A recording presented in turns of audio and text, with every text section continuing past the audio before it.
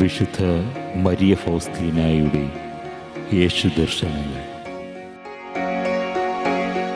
കുമ്പസാരത്തിന് മുമ്പ് എൻ്റെ അന്തരാത്മാവിൽ ഞാൻ ഈ വാക്കുകൾ കേട്ടു. എൻ്റെ മകളെ, അവനോട് എല്ലാം പറയുക. എന്നോട് നീ പറയുന്നതുപോലെ അവനോട് എല്ലാം തുറന്നു പറയുക.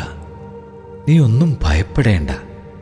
നിന്നെ സമാധാനത്തിൽ സൂക്ഷിക്കുന്നതിനാണ് ഞാൻ ഈ വൈദികനെ എൻ്റെയും നിൻ്റെയും ഇടയിൽ സ്ഥാപിച്ചിരിക്കുന്നത്. അവൻ നിന്നോട് സംസാരിക്കുന്നത് എൻ്റെ വചനങ്ങളാണ്. നിൻ്റെ ആത്മാവിൻ്റെ ഏറ്റവും വലിയ രഹസ്യങ്ങൾ അവനോട് വെളിപ്പെടുത്തുക. നിൻ്റെ ആത്മാവിനെ മനസ്സിലാക്കാനുള്ള വെളിച്ചം ഞാൻ അവന് നൽകും. ഞാൻ കുമ്പസാരക്കൂട്ടിനെ സമീപിച്ചപ്പോൾ എനിക്ക് തന്നെ വിസ്മയം വരുത്തിക്കൊണ്ട് എല്ലാം തുറന്നു പറയാൻ എൻ്റെ ആത്മാവിന് ശക്തിയും ശാന്തതയും ലഭിച്ചു.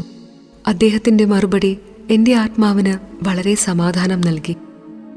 അദ്ദേഹത്തിൻ്റെ വാക്കുകൾ എൻ്റെ ആത്മാവിനെ പ്രകാശിപ്പിക്കുന്ന വിശുദ്ധിയുടെ ഉന്നത ശ്രേണിയിലേക്ക് അതിനെ നയിക്കുന്ന അഗ്നിസ്തംഭമായിരുന്നു, ആണ്, എപ്പോഴും ആയിരിക്കുകയും ചെയ്യും.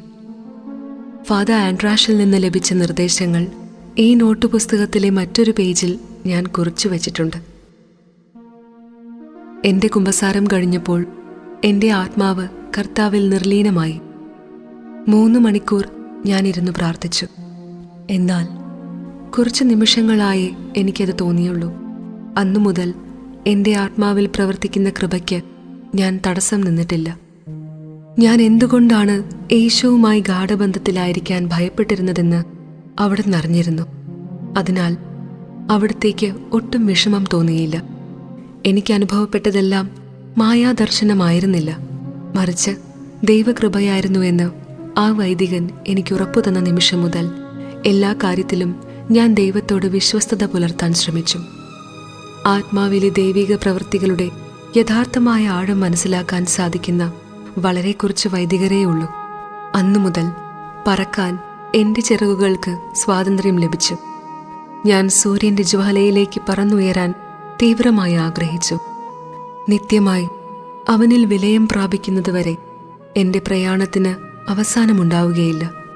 നാം ഉയർന്നു പറക്കുമ്പോൾ എല്ലാ നീരാവിയും മൂടൽമഞ്ഞും മേഘങ്ങളും നമ്മുടെ പാദത്തിന് കീഴിലാണ്. നമ്മുടെ ജഡം മുഴുവനും അരൂപിയുടെ അധീനതയിലാണ്.